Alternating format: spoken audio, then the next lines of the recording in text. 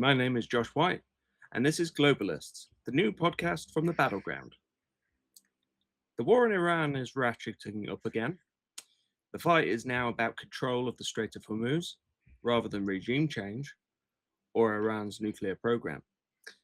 But the threat to both global security and the global economy is as great as ever.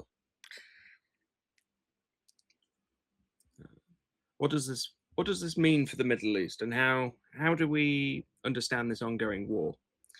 Joining me to discuss this question is my co-host Mitchell Plitnick. Thanks, Josh. Unfortunately, this is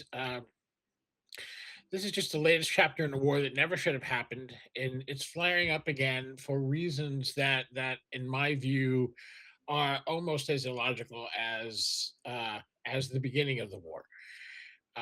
I wrote recently a piece describing how the war has shifted from a war ostensibly sort of ill-defined goals, but ostensibly about, in some way, Iran's nuclear program, uh, possibly regime change.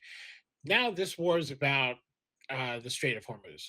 This is now the War of Hormuz, and in a sense that's on the one hand that kind of makes more sense. It's at least it's has some sort of focus from the American side, that there's an actual goal, which is to prevent Iran from being able to leverage the Strait of Hormuz going forward for its security purposes and potentially for charging tolls, although those two things I don't think are quite on the same level as they're being presented. I'll explain what I mean by that in a minute. Um, but it's also now evolved to a place where the Israeli war in Lebanon is is also in dispute, in the sense of, for Iran, that's all part of this war. For the United States, they're trying desperately to separate the two issues, and so what they've done is kind of pushed Israel to the side in terms of the war in the Persian Gulf, and so and gotten Israel, for at least just for this moment, to narrow its scope of operations in southern Lebanon, although it is not in any way pressing Israel to leave. But the war is already, I think, starting to seep into other areas, and we're seeing this flare up between Ansar Allah in Yemen and Saudi Arabia. I do not think that is disconnected from this war. But just to kind of go back to the Strait of Hormuz, I think the thing that the Trump administration is now doing is actually going to war to prevent uh, the what is, I think, the inevitable result of its stupidity in starting the war in the first place. It's this sort of weird circular trap that Trump has painted himself into. The fact is, the Strait of Hormuz uh, and Iran's ability to affect the traffic that goes through there is not something the U.S. can control.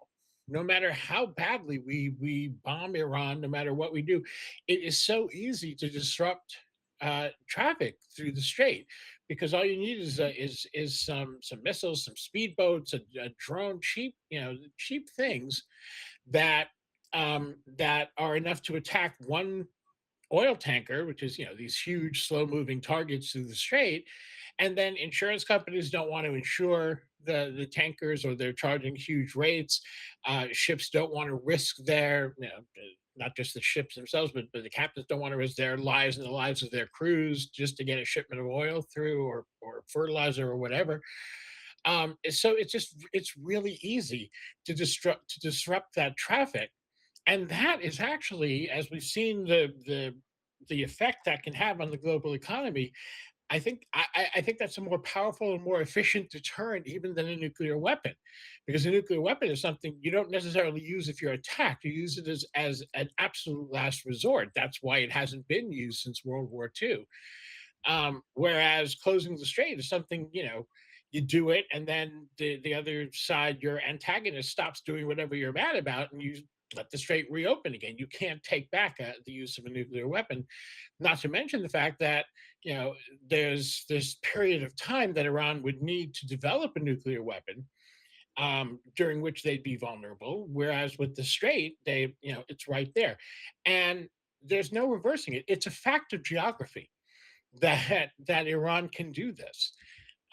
It has never been as potent a threat before because they've never done it for exactly the reason that they've never been attacked by the United States. They were attacked by Iraq with U.S. backing, but uh, they have never they've used this as a sort of trump card to guard against an attack by the U.S. or Israel, and it's worked.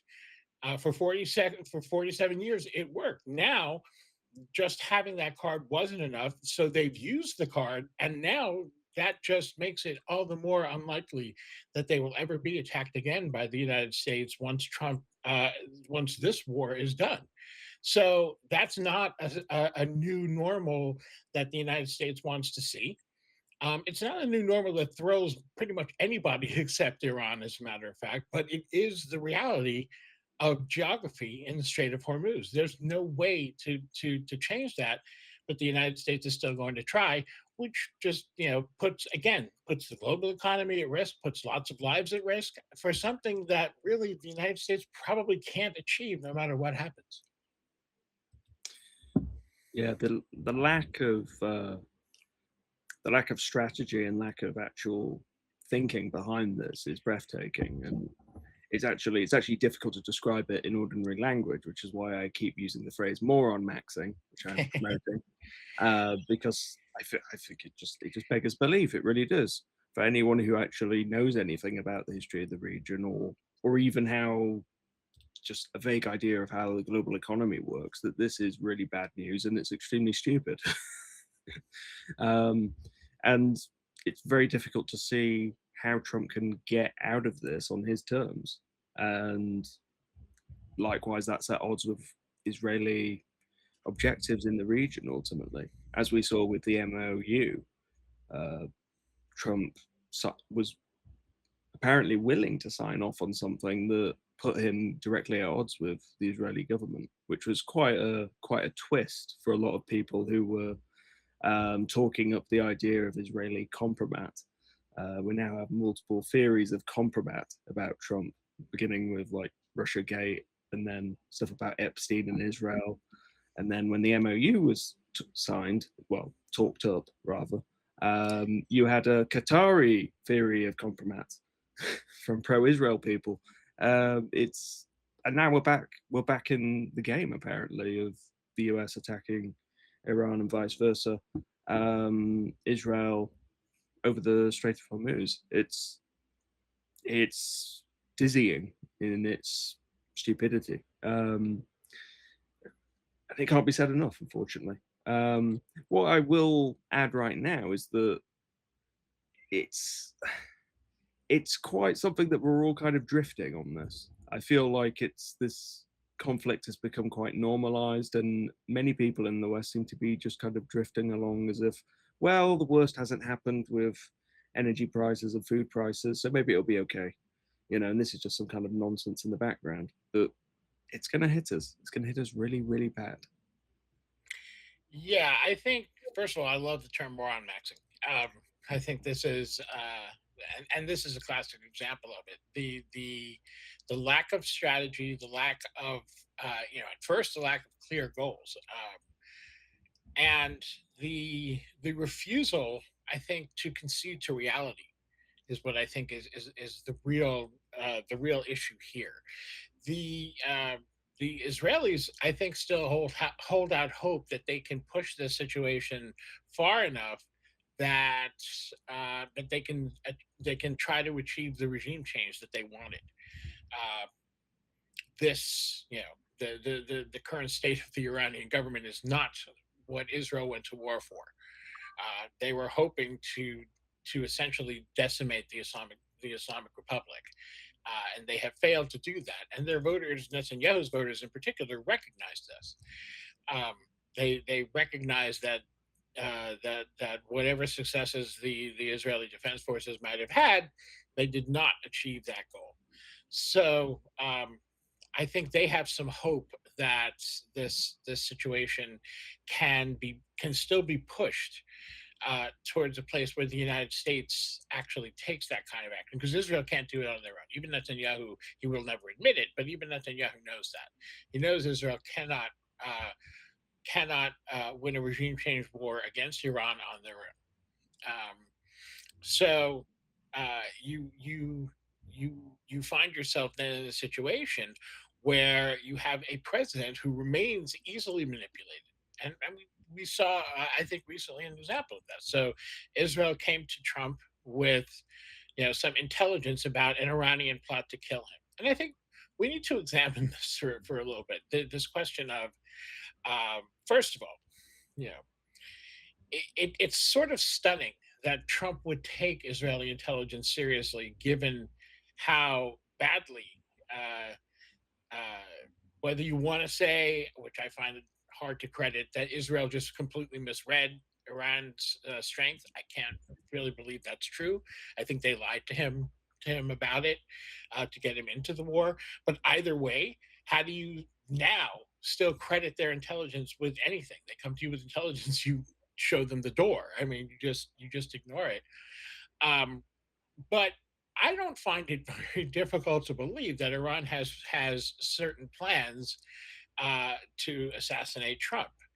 Um, that's you know, I would be surprised if Iran did not have plans, did not have some, the IRGC hadn't cooked up for years different scenarios under which they could, you know, set a process in motion, execute a plan to assassinate him. You always, this. I think one of the things that gets missed is governments, intelligence agencies, military apparatus all have plans for all kinds of things, all kinds of the most unlikely scenario. They still game it out, they plan it, they draw it up just in case the situation changes, and what seems so unlikely today becomes much more likely tomorrow. That so the existence of such a plan would be, I'd be shocked if there wasn't one, and I'd be shocked if they didn't consider it, particularly since their supreme leader has had his entire family murdered by the United States at the beginning of this war. I think he must have thought about killing Trump for that on more than one occasion. He would not be human if he didn't. Um, and and of course the outrage about this. Oh my God, Iran! Look what terrorists they are! That they would have a plan to assassinate Trump.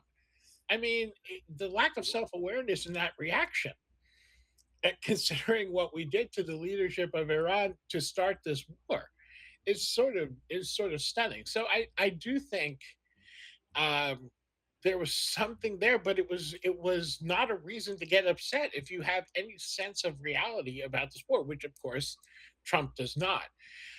So is that part of why we're back where we are? I mean, maybe it is, but I think it's, when you talk about the the sense that this war has been normalized in the West. I mean, there certainly has been a lull, and I think people have um, maybe gotten a little complacent during this lull, but there's an escalation coming here.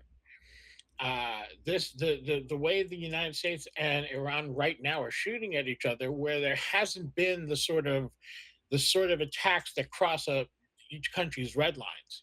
That's not going to hold. Eventually, one side or the other is going to go beyond that. And what will inevitably happen is you'll have an escalation. More than likely, I think it will be the US that will escalate and attack Iranian infrastructure. They've already come close, um, attacking one key energy infrastructure without doing too much damage yet. Again, but uh, that's just a step towards this great escalation. And Iran will respond by attacking energy infrastructure in the Gulf states. And when that happens, we're talking about a completely different issue in terms of the global economy. Up until now, the damage to the global economy has come out of the issue of transporting oil, fertilizer, all the other goods that go through the strait. It's been about transport. Even in transport, there's still a potential escalation. I think that's why we're seeing the Saudis kind of ratcheting up the tension in Yemen to kind of put the Houthis, Ansar Allah, on notice, and possibly to not distract them, but to keep them busy, so that they can't go and disrupt traffic into Bab al Mandab, which will make things much, much worse when put together with the closure of the Strait of Hormuz.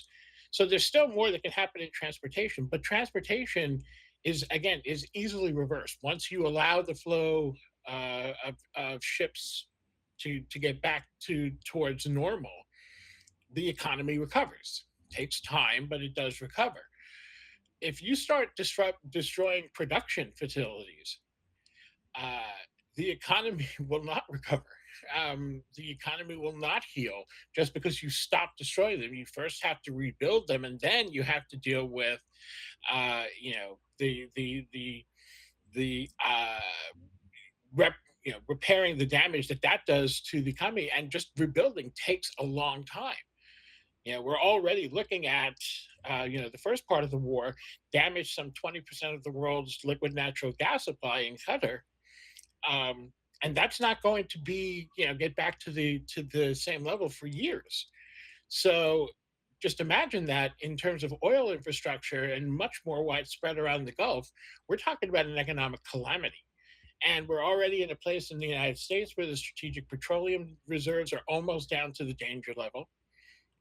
So the US will be feeling that a lot more.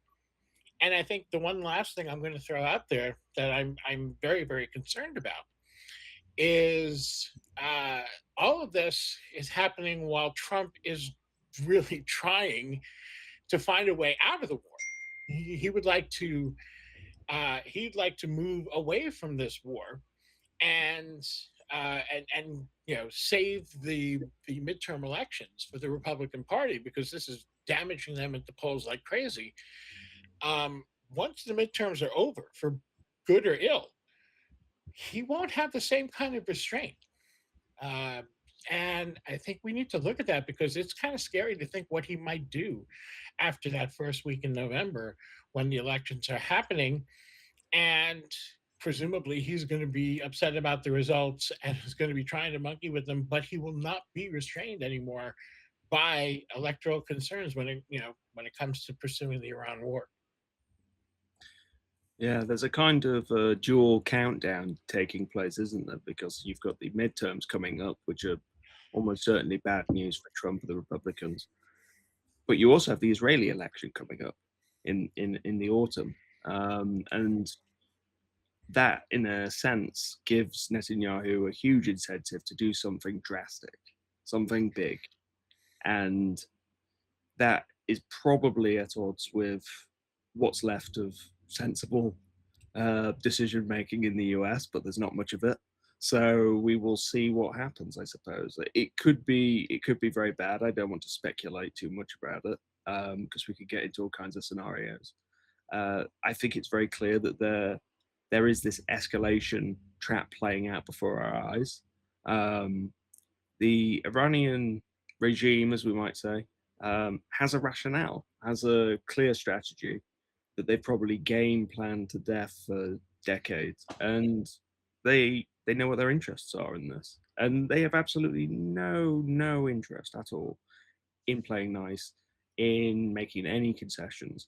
It's completely in their best interest to screw the West at this point, and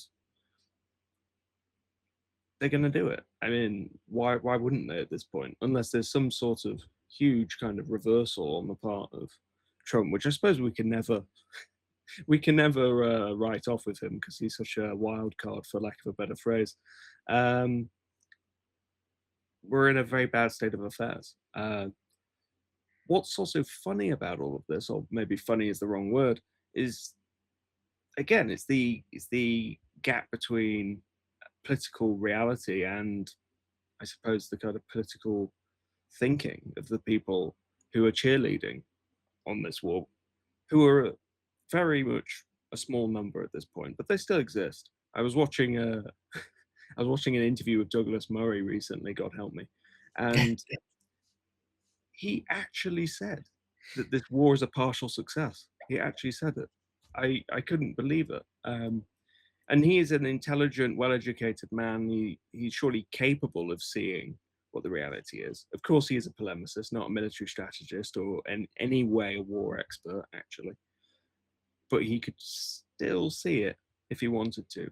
And there is a willing blindness to what is going on. There's a kind of neocon unreality that's at work here, which is again a huge irony given that Trump's supposed political project was meant to be quote unquote isolationist, and that this is a huge crisis for the MAGA so-called movement. It's not really a movement, but you know what I mean. For everyone who believed that Trump would stop forever wars, not wage wars in general, this is the complete refutation of all of that nonsense. Yeah, I think neocons have a lot at stake here. This is the war they've wanted for really for 40 years, and certainly for the last 25. This was their primary target, was Iran all along, and we're seeing why U.S. presidents always resisted it. Even George W. Bush wasn't interested in this war.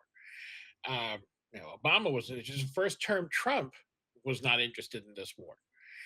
Um, this there's good reason for it. So I get why they're still trying to say that there's some partial victory here when it's obviously a disaster, and anyone with their eyes open can see it, and probably even with your eyes closed. Uh, I think I wanted to kind of come back to what you said about Netanyahu, because this is Yeah, Israel has been a wild card in this situation from the beginning. Israel is the one, as I mentioned earlier, that entered into this war with an agenda. Their agenda was regime change. They wanted to destroy the Islamic Republic, and if that meant that there was uh, a new government in Iran, that's fine. If it meant that Iran was basically turned into a failed state, that's fine too. But they wanted to destroy the Islamic Republic, and I don't think that ambition is gone yet. And let's keep in mind that ambition is one that is shared. It's shared by Gadi Eisenkot. It's shared by Naftali Bennett. So those are the two who, one of those two would be prime minister if Netanyahu loses this next election. So that's not going away. Netanyahu has his own reasons for wanting to save his political skin. And it is possible he will do something very crazy. Whether that has to do with Iran, I'm not so sure. The United States has effectively pushed him to the side of this for now. That can change at a moment's notice, but that's been the case now for the last month or so, that they've pushed Israel out of the conflict in the Gulf. But how long will Israel quote unquote restrain itself? I mean, it's killing people every day in Lebanon, but it is staying within the sort of southern area. It has stopped attacking, Beirut and that part of Lebanon. I'm not sure how big a difference it makes where you're killing people, but that is the line that the United States has drawn, and so far they're staying behind it.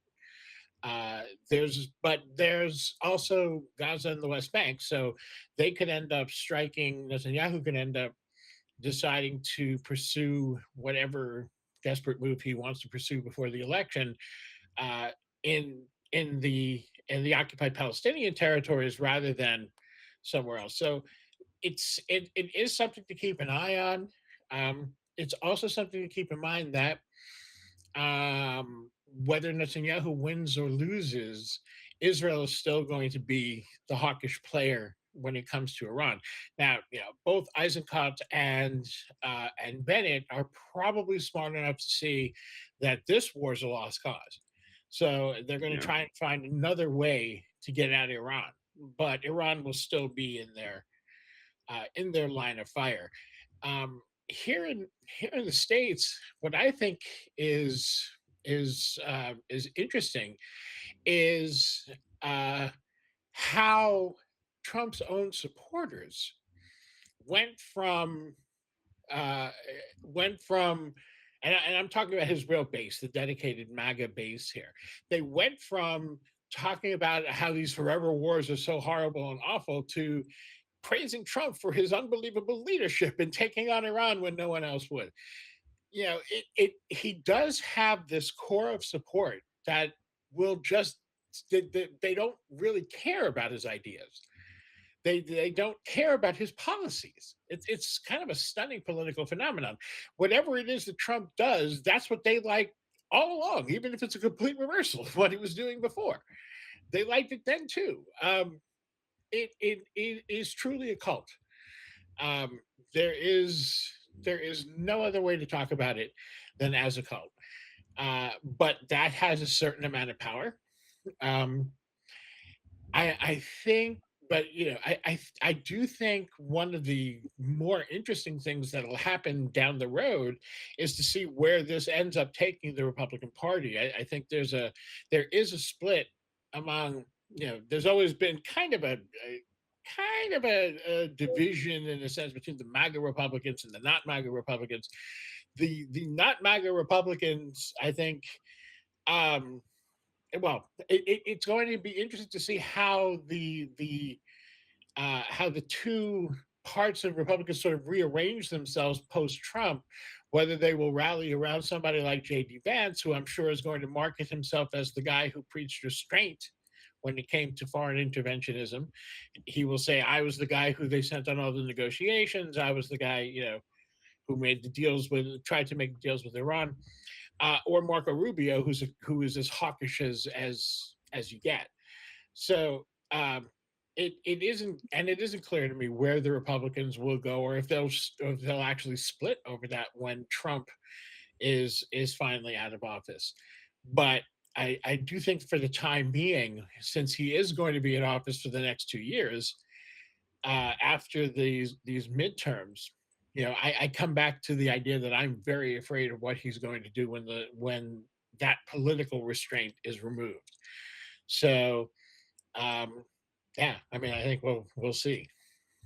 Yeah, I'm not sure what's more scary, the idea of Trump being completely unrestrained after the midterms, or what Netanyahu might do in order to stay on in Israel. I think they're both pretty frightening prospects, given that they have uh, they have immense military capability at their disposal, particularly the US. What I would add is, I think I think it's very striking how we've barely talked about Europe in this, in terms of like the European Union or any European governments. And that in itself is very revealing, because I don't see any impetus from anyone anymore. Even the kind of very limited attempts at diplomacy, or attempting to influence the US on this stuff, or attempting to influence Israel. I mean, they've never really tried to do that, to be fair. But um, there's nothing from what I can see. There's some work around preventative measures because they know a huge economic shock is coming. Um, but even with the political transition we're facing in the UK, Burnham, Andy Burnham, is not talking about this war, and it's very unclear what he's going to do about it, if anything, given that we're still kind of wedded to the United States, as much of Europe is, unfortunately. There isn't the space for an independent diplomatic or defense strategy around this. Well, there's no space because they're not creating any, right? I Yeah, mean, there can be space. We've seen, yeah, the Gulf states, obviously, their mediation and their efforts at diplomacy. I mean, they're involved. So mm, but Pakistan, has been at the center of all this because it wants to be. Egypt has been involved in this because it wants to be, because it has interest in trying to resolve trying to resolve this war. Europe should have that same should have that same impetus, but they apparently don't, and that's in my mind really tragic because um, the tools to resolve this conflict, I think, are there. I think that there actually are tools, and it's so hard for people to see right now because no one's actually using them. So you don't know a hammer exists if nobody picks it up and pounds a nail with it. And I look at to me I look at two issues that would be something you could build on if somebody could convince the United States and the Trump administration to actually work with them. One is the MOU that is now lying in tatters, the memorandum of understanding that supposedly led to a ceasefire that never really took hold. But those principles, though they were very controversial here, for understandable reasons, because they really favored Iran. They favored Iran because Iran's the country that has things they need. The United States doesn't need anything out of this. So of course it doesn't favor the United States, but there was sensible. There were things that would have rebuilt the Iranian economy and reintegrated Iran back into the region. I wrote an entire piece about this, which was funny because I actually got attacked by them on the left for saying, "How could you possibly say we should support this plan of Trump's? Don't you realize they're only doing it to to lull Iran into a false sense of security?" Which is probably true, and it doesn't matter because the terms of the MOU still made sense, and we should support them. We should support sanctions relief. We should support the unfreezing of Iranian funds. We should support rebuilding Iran's economy, and we should support all that happening in cooperation with the Gulf Arab countries, because that's how you rebuild these relationships that all of those countries have to rebuild because they're going to have to coexist. They live next to each other. So that's one. That's something you could build on to get to an agreement. And the other is this question of the Strait of Hormuz. One thing I wrote in my analysis last week about how this has become the War of Hormuz is that tolls are not inevitable. The idea, Iran has talked about, and they're very clear, they want to establish a system of tolls, which does, in fact, go against international law, which is governed by a maritime agreement that many nations have signed on to, but Iran did not, and the United States did not, among other countries. Neither one of these countries are party to this agreement. Nonetheless, it's customary international law that when you're dealing with natural waterways, you don't charge tolls. You can charge tolls for things like the Panama Canal, the Suez Canal that you actually build. So that there's an infrastructure that you need to maintain. There's a way around this, and Oman has been trying to work with Iran to find one. Some sort of administrative fee that talks about how they need to keep the strait clean and secure, and et cetera, whatever. It wouldn't be as much money as a toll. It wouldn't be an actual toll, but that can all be negotiated. I don't think the toll is the priority for Iran. The priority for Iran is what the strait means for its security, that it becomes an insurance policy that Israel and the United States will not attack it again. And that's simply a reality. That's just, as I said at the outset of this conversation, there's really nothing anyone can do to change that. So if you use the question of the tolls and you find an accommodation there, and just recognize that what the other use for Iran is that the strait is a deterrent to it being attacked, which is a reasonable thing for it to want, you can move forward. So the tools are there, but these are tools the United States will never take advantage of on its own. And this would be the role that Europe could play. That Europe could be a party to going to Washington and saying, "This makes sense. You should do this. Let's work out how we can do it. We'll talk to the Iranians. We'll talk to you guys, and we'll come to an accommodation that will work for everyone." And once you did that, you could always then address the nuclear issue. Iran has still, despite everything that's happened, has not gone and said we are going, we're pulling out of the nuclear non-proliferation treaty. As long as they're still in the NPT, they are signaling that they are willing to abandon any idea of a nuclear weapon, something they never seriously, in my view, pursued, and certainly have not for the last quarter century. Even U.S. intelligence agrees with that. So you can get the nuclear deal win that you want. You can. Iran's already signaled willingness.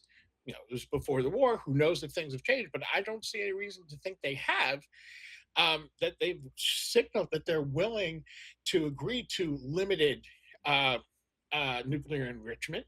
They're willing to agree to inspections to ensure that, you know, that very similar to what we had under the JCPOA that Trump tore up, despite the fact that his own defense secretary testified before Congress that Iran was keeping their part of the deal. So these are resolvable issues, but somebody, you know, all the people who are intermediaries who can work with one side or the other are mostly working with Iran and hearing Iran and helping to push Iran into agreeing to things. Um, Nobody's pushing the United States. They're all afraid to talk to Trump.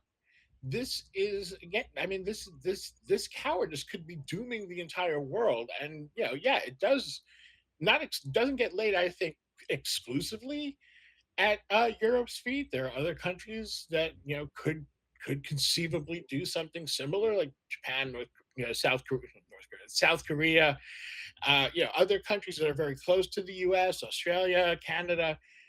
They're not doing it either. But all of those countries should be sitting down with Trump and saying, "Look, this is how we can make this work," and telling him how we can work this out in such a way, and you can tell the American people that you won the war. There's a way to do that. It's there. Nobody's trying, and I think that that failure could lead to a global catastrophe. Yeah, I mean, you could make the very optimistic reading that because of the conditions on the ground, that something like the MOU and something like the Iran nuclear deal will have to come out of this, and that therefore that will happen at some point. But the truth is, it takes political will, and it's going to take some kind of pressure, I think, on Trump to actually get to that place. And it appears that we're not near it because he can't see his interest in that outcome. He can't see how he can sell it as a great victory and so on. Um, it's yeah, it's pretty bleak, unfortunately. And on that note, that's all for this week. Thanks for listening. This has been Globalists.